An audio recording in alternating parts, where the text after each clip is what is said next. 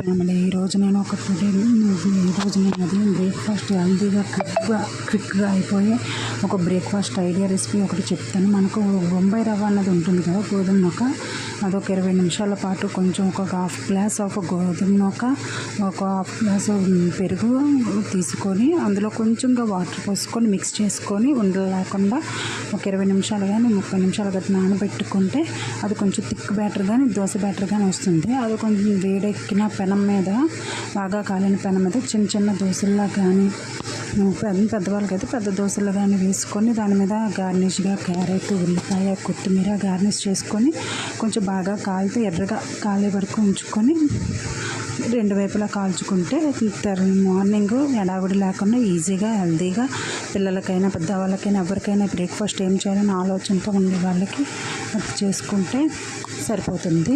ఈ వీడియో కనుక షార్ట్ కనుక మీకు ఈ రెసిపీ కనుక మీకు నచ్చినట్లయితే like, share and subscribe my Anu money talkies. Please subscribe my Anu money talkies channel.